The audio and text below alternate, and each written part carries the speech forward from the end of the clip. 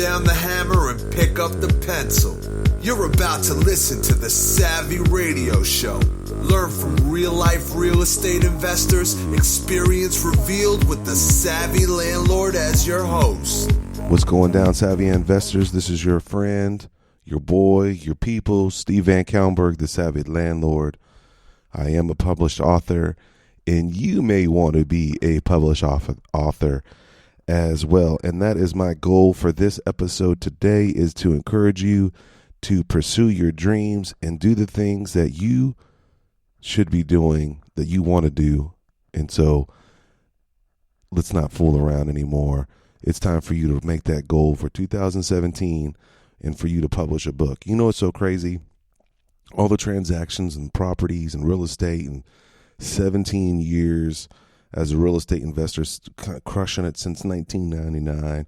I've only been a published author since 2012 is when the book came out, okay? And so we're rolling in almost to 2017, and you would be surprised. You know, everybody wants to be rich or wealthy, and, you know, that's a question that I get. But, you know, the biggest question I get all the time, how did you write a book? How'd you do that? Why'd you do that? They have a dream to do that, and that's the conversations I get a lot. It amazes me that I'm like, you just do it.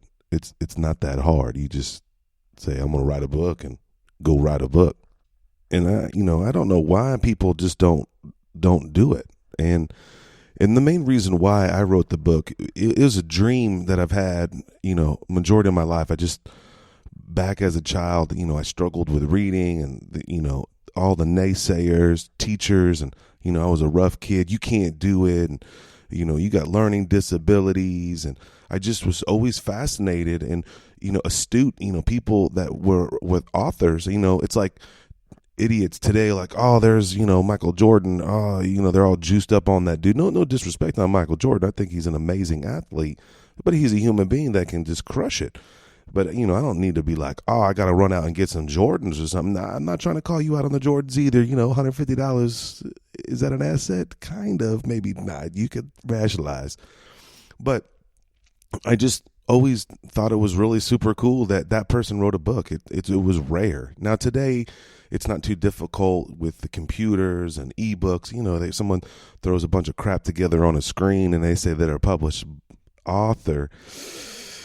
I get a little juiced up on that, but that's society, that's technology, that's where the life is moving. People are moving into the digital world, and they should be. I'm a late adapter. When people give me books, I like them, but at the same time, I would prefer them to be in a digital format so I can carry them and read them as I'm rolling. But I've been getting back to the point. It was a lifelong dream, and then one day it hit me about 8 years ago.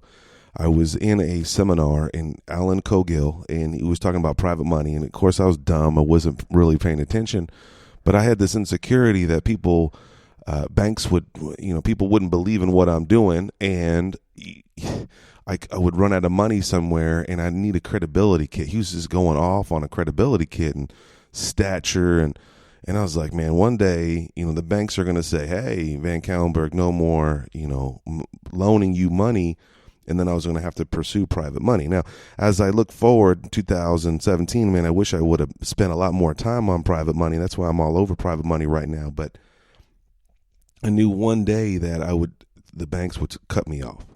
And it was, back then it was a dumb insecurity. I think they would wake up and realize, oh, Van Calbert from Dover, New Jersey, he's not sophisticated. I used to be, blue collar guy versus a white collar guy. So I was like, how can I get into this white collar world? How could I get people to think that, or to know, and who I am or whatever. And so I was like, man, one day I'm gonna write a book. Never knew, just to set that goal down, and I'm just blessed and honored that I've published 5 books, and, had a real editor and la-da-da-da-da-da. And here I am today. It's just crazy that people ask me about books, about how to write a book, how to publish a book. And so I'm going to break it off today to help you and encourage you that you should. Everybody has a story, and I think every book should be published. And stop being whack or insecure about it. Just do it. Now, obviously, if you've been following me for a little while, I'm not the lyricalist. right? I'm just a hustler out here trying to get it done. I'm not a sophisticated writer. All the time when I write these podcasts and I go back and look at them a couple months later, there's words that I'm missing, or I'm frustrated. I get on Facebook, the year in review, and I see that I misspelled some words. And I was like, if I just worried about whatever people think all the time, man, my life would be nowhere. And so I just said, scratch it. I'm going to do what I need to do and to live the life that I want to live and to pursue the dreams that I want to pursue. And one of those was to write a book. And I think you should write a book. And I just want to give you one word of encouragement on writing a book, and you need to do it. Stop playing games and just go and do it. I hired someone to do it. And so now I'm not saying the dude just wrote the book. No, I went and found the number one book writer that I could afford. Okay. And there's a spectrum of prices. Now don't be ghetto, but I hired a retired attorney. His name is Walter Jenkins. He was an amazing guy. He's still an amazing guy, but now he's in another country. But he lived in Oklahoma City at the time, and some friends turned me on to this guy, and he's written several books, a couple of bestsellers. And I'm like, man, I'm going to do this dream. And it wasn't cheap, but it was the best money I spent. So Walter and I, every Monday and every Friday for several hours, we just grinded it out. I would write stuff, and it was ghetto, and he would re-edit it, and he would fix it up, send it back to me. And, on Friday we would talk about it, rewrite it. I'm like, this is what I'm trying to tell people, to get off the couch and get things done. And it was a 9-month process of hell. And it was like delivering like a baby is what people say. Of course, I can't disrespect women in that sense, because I have no idea what it's like to deliver a baby. But to truly write a successful book and get it out there, and you're proud of that deal. And mine is The Savvy Landlord, and I'm proud of that deal. I sweat and tear. I think I read it 100 times, edited 1,000 times, and then when I got it over to a real editor, they just blasted me. And then I was looking through the book the other day, and there's still errors in it. But I'm just so excited that I did it, and it's finished. And this is 5 years later. We're getting into 2017, and I don't regret it. Now, I regretted it when I was doing it. But one day, a couple years ago, maybe a year or 2 years after I'd written the book, published, sold some copies, la-da-da-da-da, I walked into a bank and, was finalizing a loan.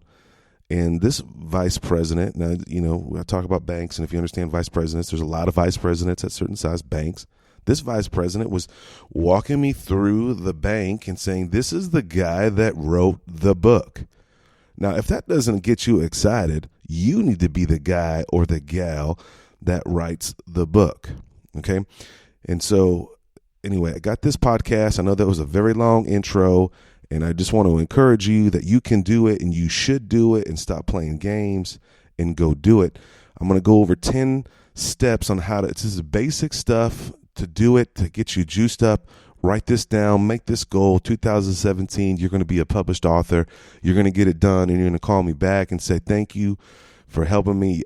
Exactly. Now, this material that I'm about to roll out is not mine. So let's just get that on the table. It is Steve Scott. And so you've got to Google this dude up. I love all of his books. He's published 40-something books. He is the how-to guru. And I think we're a lot alike, and actually is one of my goals to meet this guy, and I can't wait to meet this guy. A friend of mine actually knows this guy. They're in a mastermind group together, and when I found that, I was like, girl, you gotta, her name is Anna Chan. I was like, girl, you gotta introduce me to this guy. And I love his books. They're simple. They're all meat. That's what I like to put out. Down and dirty. This is how you do it. This is what you should do. And he has a slew of books on Amazon, ebooks, print books, Steve Scott, and this is his material, so I don't want to take no claim to this. But number one step, he's like, determine your goal. Think about the end of the goal, the end of the book. Where do you want people to think? What do you want people to know about you? And so when I talk about my book, The Savvy Landlord, I was done, and I've read every real estate book I can get my hands on, and I was just pissed off that, you want to be a millionaire, but they don't tell you how to do it. Oh, I'm a millionaire, I own all these houses. So I was like, one day I'm going to write a book, and I'm going to tell people how I did it from day one, Jump Street, from homelessness all the way. And, now I have about 150 units. I wrote that book, and I ended, it was so funny, the last chapter, I just closed the 50th unit. So I chronologically tell you exactly from ghetto-ness, from day one, and I go through the whole book. I wanted people to pick up my book and then it was legit. It wasn't just a bunch of crap thrown together, well-written, which was not me necessarily. The well-written part, anything that's like sophisticated in that deal is Walter Jenkins. But the meat, the truth, the down and dirty, yes, I failed. Yes, I died at the cross a few times. Yes, I wanted to give up and move on. But I go through addresses. I remember the publisher, was editing the book, and he's like, "Hey, Mr. Van Calbert, yeah, how you do? I like it when people call me Mr. Van Calbert. Mr. Van Calbert, you sure you want to put these addresses in here?" I said, "Absolutely. What do I got to hide? It's not hard to find addresses on stuff." And I wanted to show people, look, you can do it. Now, in the book, I didn't go into all the successes of, oh man, I bought this house for no money down. No, we have enough of that. I wanted to show people that this is not easy. You've got to grind this deal out. You've got to stay on it. You've got to have accountability. You got to have goals. You got to have dreams. So back to step number one. Think about the end of the book when you're writing it. What do you want your readers to leave the book after they read it? Now, I found out after I wrote The Savvy Landlord, I found out a lot of people don't read. And so if you think you're going to publish a book and you're going to be a millionaire, let me tell you something. I haven't made no money. I haven't even broke even from paying Walter into today, 4 years later, almost 5 years later. You've got to write a book. What's your goals of writing that book? But at the end of the day, what does it look like for you and what you're going to do with that book? Okay. So number two, define the topic. Now, real estate world is where I'm in, and every week, I swear, there's 10 more books that come out. It is a very competitive space, but again, my motive for writing the book was a dream that I wanted to do, and I wanted to help people, and I wanted to smash all other real estate books out there that just give you this, oh, you're going to be a millionaire over the weekend, and, read this book, and, buy my book, and no, I wanted to exactly communicate what I wanted inside and to inspire you and to make you grow. So you've got to define the topic. What are you trying to do? And remember, if this is trying to be an avenue to make money, you look at a new space like yoga for moms 55 to 10, and you should probably go back and read the 4-Hour Work Week and test stuff and figure out what's going on. Okay, that's number three. You gotta, and I do this now with the podcast, and I didn't really do well in school, but you gotta have an outline and chapter ideas, and you can't just sit down and write a book overnight. It's a long process, and it's organic, and it's always a moving target. But creating that, like, of course, simple introduction, body, basic school stuff, but like what subjects you want to talk about. Like right now when I do, when I'm doing the podcast, what's my subject? What's, tech on Wednesday, Monday is money. That's an outline. That's a chapter per se. So you can Google this stuff up, find out how to write an outline for a book, and that will help you. Okay. So you got to create an outline. Now, number 4, determine how you will write it using something that allows you to edit and make changes. Now, when I first started writing the book, I used Evernote, and I use Evernote differently, but where I wrote the book mainly now, and the other several books that I think I'm up to 5 books. I'm writing 2 books right now. I know this is crazy. I'm just overzealous. No one reads, but I'm writing books because one day I think that, and I love it here's one thing, when you write a book, I'm serious. This is one thing that's going to make you just juiced up. One time, when I publish a book, nobody knows me, and real estate is such a oversaturated deal. And then I created the name, The Savvy Landlord. The word landlord is negative. I mean, everything I did on this deal, I got smashed on. Like, I didn't do this right. I didn't do that right. I learned so much on writing a book. But one day I was at a real estate meeting that I've never been to before. It was in Oklahoma City, and it was at this place I've never been to, and a bunch of guys were hanging out, and it was like a meetup, and I knew like 3 people in the room, and someone came out of nowhere and said, "Man, thank you for writing the book. My son's reading it, and it's inspiring him." And it just humbled me that, first of all, that someone actually read the mother effer. Because people just don't read. I didn't know when I wrote a book, people don't read. How do you not read? Folks, when you read, the more you make, the more you know, the more you can do. You've got to read, but people don't read. They watch YouTube. Like, one day high school is going to be a bunch of YouTube. Hey, learn math. Click on YouTube. And someone's going to be over there texting while they're watching YouTube because I don't want to get into it. All right, back to the point. So, but it's inspiring to know, and I'm making an impact in someone's life. It's just crazy. And that's the goal for me, is to make an impact in people's life. I'm not trying to get paid. I'm trying to help. But you got to determine the tools that you're going to use. So I use Google Drive, Google Docs to write it now. So I can, I'll be in the bathroom sitting there and I'm like, man, I got an inspiration. Here's a chapter idea. And I would log into my Google Drive right there on my phone. Boom. Start writing an outline right there. Okay. I do that right now for podcasts. I'll be driving down the road and I'll just speak it into my phone, and then it'll be a note later.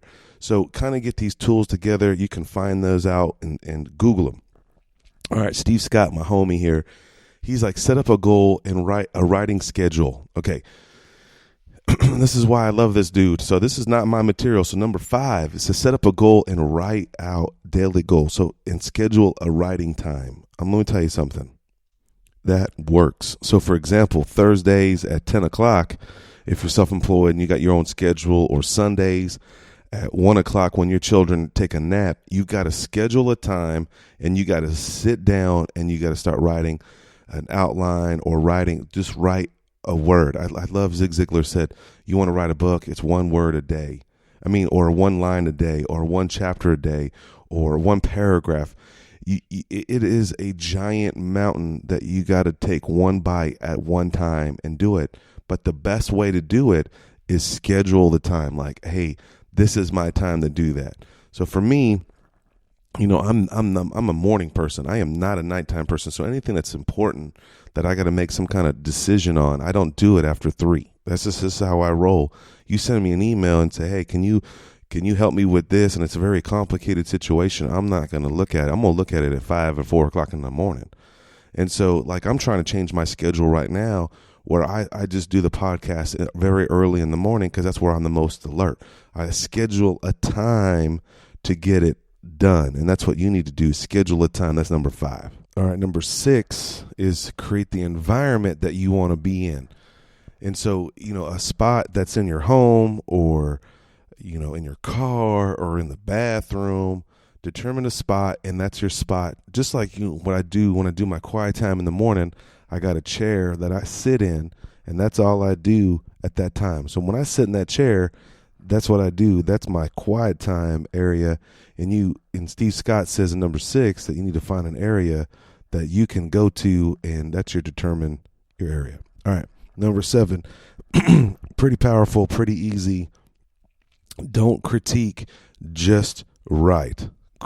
Number 7, write, don't critique. I love that. And, I struggled with that in the beginning. It was very difficult, and I'm glad that I had a partner help me, encourage me to get me through that situation, because I would be frozen up. I would be so frustrated with myself that conjugated verb, I don't even know what that means, but like it's run-on sentences, and I would just have thoughts. You just need to get it out. Some people, that the way they get it out, and I think this is a very remarkable way, you get a recorder, and you can use this app called REV.com. You can record your thoughts. Okay. Like a lot of the stuff stories that I do now, I write, I tell the story play by play, try to get as much detail in as possible, and then I get it transcribed.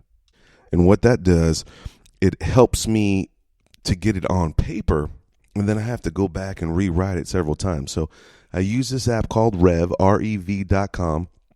It's $1 a minute. And if you've been following me for a long time, you know that I'm a big component of less is best. Like, I don't have to waste time. I hit record, I go into it, and I do it just like this. I'm going to give you a quick example. I was down the street, and I was driving, and this dude cut me off, and then boom, I saw this real estate sign. It was a FSBO. I turned around, I stopped in the driveway, called the number. Lady popped out, said, "What can I help you?" I said, "Ma'am, I'm looking at buying houses." And so there's a story there, okay? And so for me to write that, it would take 20 minutes because I'd be going back and forth and trying to figure it out. And what I do is I hit, the button on Rev. It says, do you want to get this transcribed? I'm like, yeah, transcribe that mother. And it was $1 a minute. And then it would send it back to me. And then I would rewrite it. So the point of it is number 7, don't critique yourself, get it done, do something. Then the next page, and here's some things that I did. Go back later. You can write out chapters after chapters and lines after line, and then go back later and edit. A couple of weeks later, a couple of days later, and this is number 8, rewrite and polish. Okay, this is something that you're gonna have this. This is if you are offended by people critiquing your stuff, good luck. Okay, don't even be an author. I mean, one day people blast. I read reviews on Amazon and people blast people. I mean, I'm like, wow, that's all you can do is just smash somebody. But there's just people that are weak out there.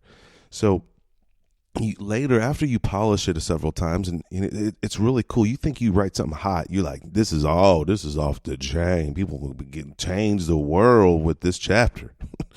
And then the next day you read, I'm like, I can't believe I wrote that deal. This is horrible. It's just the nature of the beast. And I know that when I write something, I go back and look at it later and I critique it. And then if you want to get real crazy wild, you can hire someone else to edit and critique it later. And that's where the anal detail people come in, and it gets offensive, and you're going to get your feelings hurt, but you got to keep your eye on the ball. What are we trying to do here? You're trying to publish a book, and your goal is to finish. So you got to set time to write it, and then you got to set time to come back and edit it. All right. Number 9, don't cut corners on hiring a professional editor. There's tons of them out there.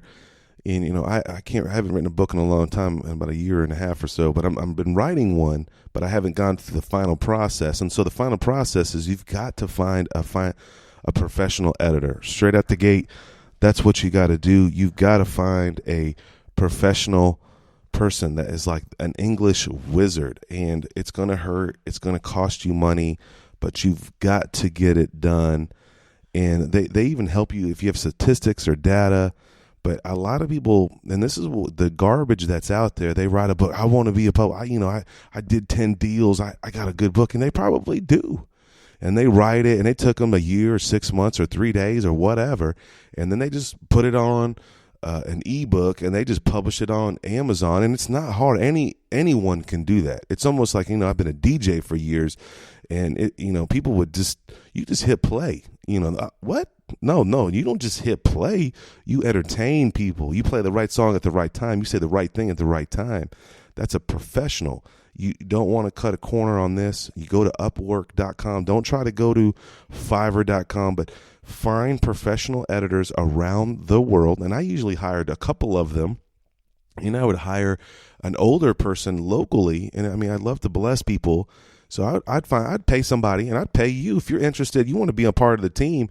I'd pay you $100 to read my stuff and tell me what you think and what am I missing. My biggest thing is like, I'm not a detailed person. I like to get it done, and I miss a lot of stuff. And I love it when people read my stuff and like, hey man, how'd you get to this point? Or how'd you find that bank? Or I'm like, oh, I thought it was just natural and easy for somebody to do that, but not necessarily. And so that's another thing. So don't cut corners, hire a professional and get it done. And then this is number 10, Big Daddy. Listen, publish that mother for real. If you need to hire a coach, and I did, my very first book, I went all out. I sold a business. I had some finances and that I would not expect. I hired Walter to help me. I'm telling you, I remember when I interviewed the guy, I told him right out, I'm a starter and a pumper. I'm not a finisher. And he's like, look, I am a finisher. We are going to publish the book. And I was like, boom. That's the main reason why I hired the guy. Because he says, we're going to publish his book. I'm a finisher. And I'm like, great, because I'm not. And I was like, Walter, you've got to be the leader. I have no idea what I'm doing. I know you published 15, 20 books. The guy is a worldwide writer. And then the other thing I did, I had some extra finances left over. I hired a personal coach that was a best-selling author already, and he speaks around the country, and it was so expensive, and it was the most frustrating thing I had to do because the guy smashed me all the time. But he held my hand through the whole process. He found me the legit editor. He found me. I didn't know where to go. I didn't know what to do. And it was a process, and I was so thankful that I did that. So number 10 is the main reason is FN published this deal. Get it done. And, don't beat yourself up. Do it. Do it now. Set that goal. 2017. You're going to publish that book that you've always published. You want to be proud of. You want to leave a legacy behind. I got little babies, 7, 5, and 3, and they have no idea who Daddy is. They just think Dad's cool because he can jump on the trampoline or he can wrestle. That's all my children want me to do. They want me to be around and they want me to smash them. This is so funny. But one day, my boy or my daughter, they're like, man, that's my dad. He wrote a book for them. I wrote this book for them as a legacy. I was hanging around a guy in the movies, and there's a lot of work in movies and memorization, and that's just not what I do. And I'm like, man, why are you in movies? He's like, it's forever. And I was like, wow, I never thought of that. Forever. When you publish a book, it's even in the digital world, it's forever. It could be on someone's shelf.